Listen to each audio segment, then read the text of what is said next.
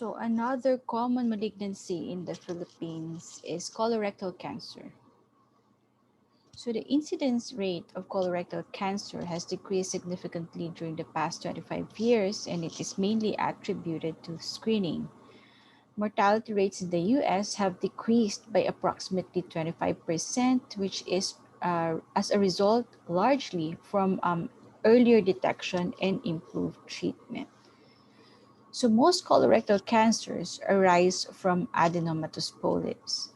So a polyp is a grossly visible protrusion from the mucosal surface and may be classified as a non-neoplastic hamartoma, a hyperplastic mucosal proliferation, and an adenomatous polyp.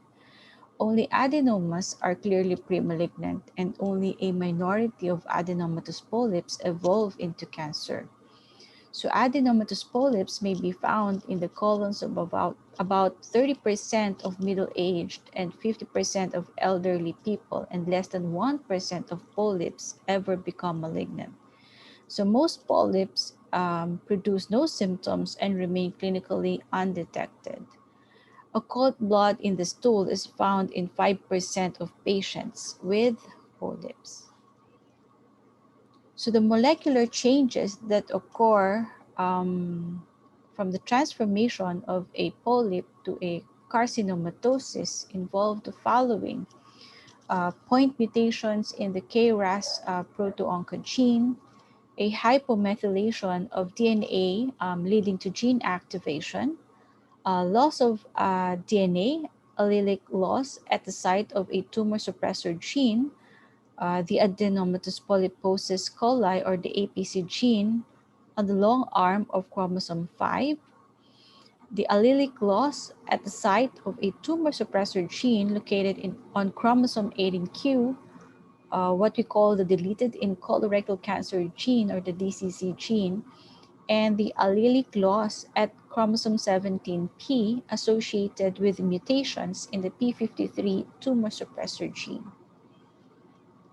So clinically, the probability of an adenomatous polyp becoming a cancer depends on the gross appearance of the lesion, its histologic features, and its size.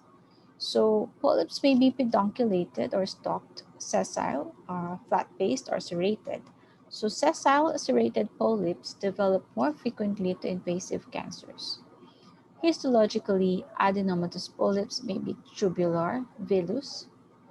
Villus are mostly sessile, become malignant more than 3 times as often as tubular adenomas. And their type of adenomatous polyps are tubulivillus. For the size, more than 2.5 centimeter in size of a polyp, 10% of them are invasive cancers. So what are the risk factors? So in the diet, we have the animal fat, the insulin resistance or obesity, and fiber. For hereditary syndromes, you have the polyposis coli, the MYH-associated polyposis or MAP, and the hereditary non-polyposis colon cancer. The risk factors include inflammatory bowel disease, Streptococcus bovis bacteremia, and tobacco use. So these are the hereditable autodominant gastrointestinal polyposis syndromes. The more common ones, that more common to have the malignant potential are the following: the familial adenomatous polyposis. The polyps are distributed along the large intestine. You also have the Gardner syndrome, wherein the polyposis is associated with soft tissue or bone lesions like osteomas, fibromas, lipomas, epidermoid cysts. The Turcos syndrome, wherein it is associated, the polyposis is associated with brain tumors.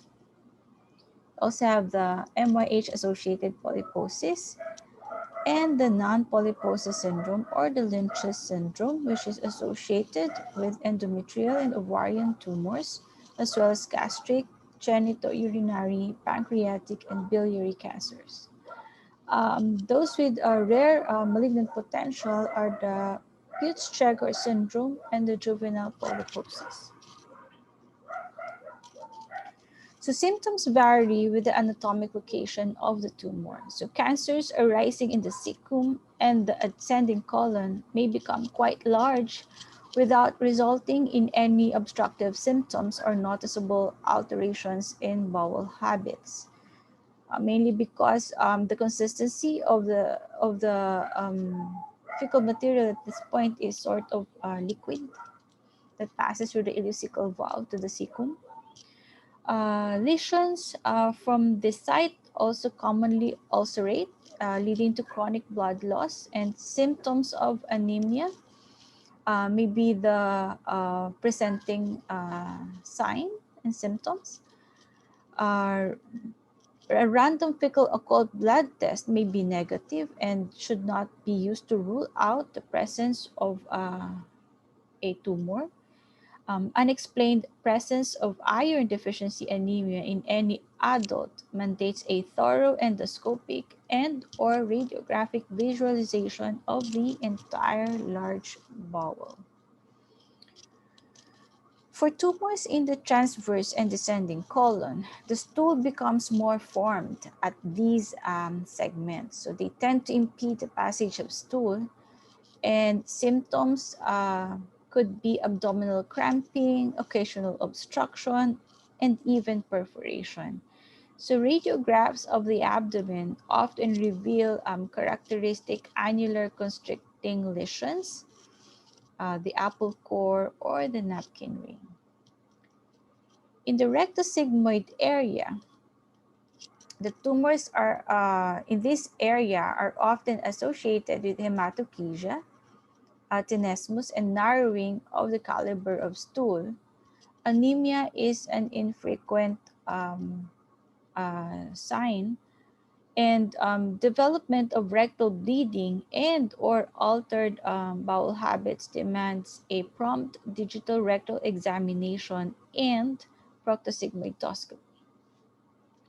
So this is the staging of colorectal cancer. So as you can see, that this stage corresponds to the depth of invasion the tumor through the mucosa, muscularis mucosa, submucosa, muscularis propria, and the serosa up to the pericolorectal fat.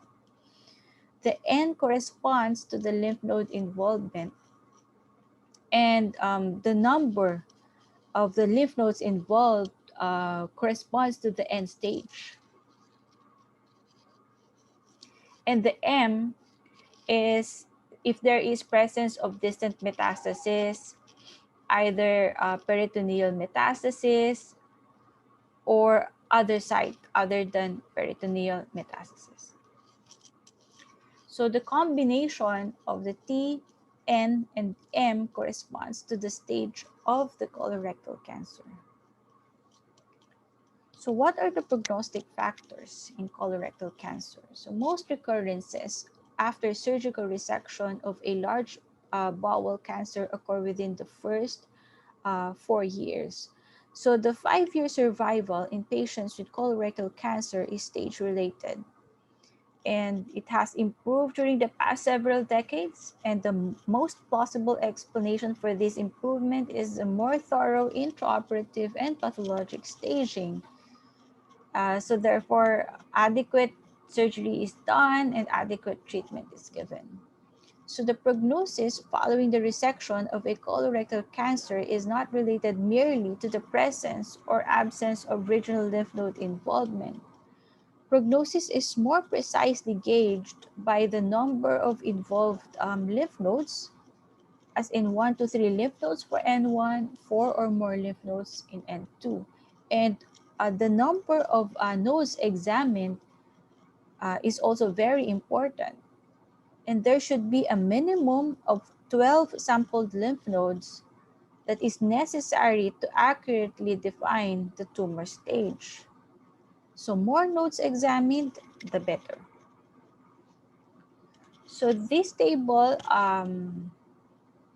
are the predictors of poor outcome following total surgical resection of colorectal cancer. So tumors spread to regional lymph nodes, the number of regional lymph nodes involved, tumor penetration through the bowel wall, poorly differentiated histology, presence of perforation, the tumor adhering to adjacent organs, venous invasion, uh, preoperative elevation of CEA titer, aneuploidy, and specific chromosomal deletion, such as mutation in the BRAF gene. So colorectal cancer spread to regional lymph nodes or to the liver is via the portal venous circulation. And the liver is the most frequent visceral site of metastasis of colorectal cancer. It is the initial site of distant spread in 1/3 of recurring colorectal cancers, and it is involved in more than 2/3 of such patients at the time of death. So colorectal cancer rarely spreads to the lungs, supraclavicular lymph nodes, bone, or brain without prior spread to the liver. And major exception to this rule occurs in patients having primary tumors in the distal rectum, from which tumor cells may spread through the paravertebral venous plexuses, bypassing the portal venous circulation. Historically, median survival after the detection of distant metastasis is 6 to 9 months to 24 to 30 months, but effective systemic therapy is significantly improving this diagnosis.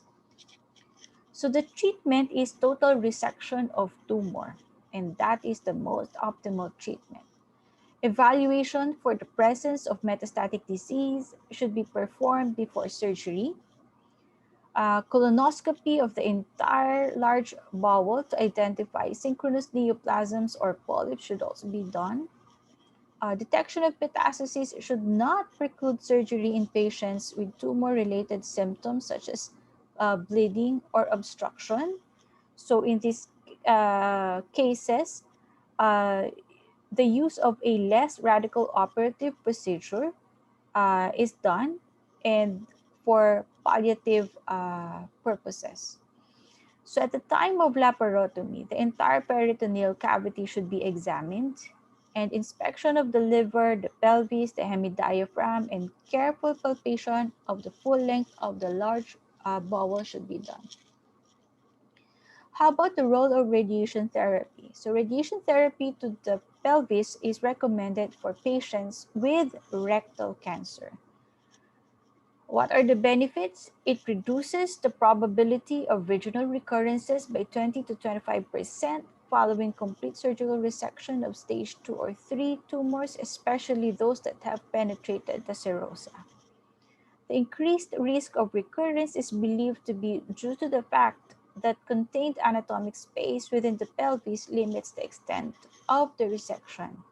And there is also a rich lymphatic network of the pelvic sidewall that facilitates the early spread of malignant cells. So what the surgeons do nowadays is to perform a total mesorectal excision, which appears to reduce the disease recurrence to 10%. So radiation therapy either pre or post-operatively reduces the pelvic recurrences, but does not appear to prolong survival. So combining the radiation therapy with 5-fluorouracil or 5-FU-based chemotherapy, preferably prior to surgical resection, lowers the local recurrence rates and improves overall survival. This is what you call the neoadjuvant chemoradiation for rectal cancers. And the 5-FU in this case acts as a radiosensitizer when delivered together with radiation therapy. So you should remember that radiation therapy is not effective as a primary treatment of colon cancer. It is only for rectal cancers. For the systemic treatment, the 5-FU remains the backbone of the treatment. Concomitant administration of folinic acid or leucovorin improves the efficacy of 5-FU in patients with advanced colorectal cancer, presumably by enhancing the binding of 5-FU to its target enzyme, the thymidylate synthase. So 5-FU is generally administered intravenously but may also be given orally in the form of capecitabine. So the administration of 5-FU and leucovorin for 6 months after resection of tumor in patients with stage 3 disease has the following benefits. It reduces the recurrence rate by 40% and improve the survival by 30%. So the likelihood of recurrence has been further reduced when oxaliplatin has been combined with 5-FU and leucovorin, and we call that protocol FOLFOX. So patients with stage 2 tumors do not appear to benefit from adjuvant therapy. And chemotherapy or adjuvant treatment for these cases are generally restricted to those patients having biological characteristics that place them at higher likelihood for recurrence. Those with adverse features like perforated tumors, T4 lesions, and lymphovascular invasion. So addition of oxaliplatin to adjuvant treatment for patients older than age 70 and those with stage 2 disease does not appear to provide any therapeutic benefit. Remember that this is in the adjuvant setting. So oxaliplatin is a platinum analog. It improves the response rate when added to 5-FU and leucovorin as adjuvant for resected tumors and initial treatment of patients with metastatic disease. Oxaliplatin frequently causes a dose-dependent sensory neuropathy that often but not always resolves following the cessation of therapy. Some patients would complain of neuropathy even 3 to 6 months post chemotherapy. Irinotecan or CPT11 is a topoisomerase 1 inhibitor. When given, it prolongs survival when compared to supportive care in patients whose disease has progressed on 5-FU. So for FIRI, we call that protocol the combination of 5-FU, folinic acid, and irinotecan for FIRI improves response rate and survival, remember, in metastatic disease. So diarrhea is a major side effect from irinotecan, and FOLFIRI and FOLFOX are equal in efficacy in metastatic disease and produce median survivals of 2 years. How about the use of monoclonal antibodies? So monoclonal antibodies are also effective in patients with advanced colorectal cancer, and we'll be discussing several of them. Cetuximab and panitumumab are both directed against the epidermal growth factor receptor, a transmembrane glycoprotein involved in signaling pathways affecting growth and proliferation of tumor cells. So when given alone, it has been shown to benefit a small proportion of previously treated patients. Cetuximab appears to have therapeutic synergy with such chemotherapeutic agents such as irinotecan, even in patients previously resistant to this drug, suggesting that cetuximab can reverse cellular resistance to cytotoxic chemotherapy. The antibodies are not effective in approximately 40% subset of colon tumors that contain a mutated KRAS. They are only given to patients whose KRAS is wild type. Side effects, it can lead to an acne-like rash with development and severity of the rash being correlated with the likelihood of anti-tumor efficacy and sometimes being used as a surrogate marker for response. Bevacizumab is another monoclonal antibody directed against the vascular endothelial growth factor, or the VEGF.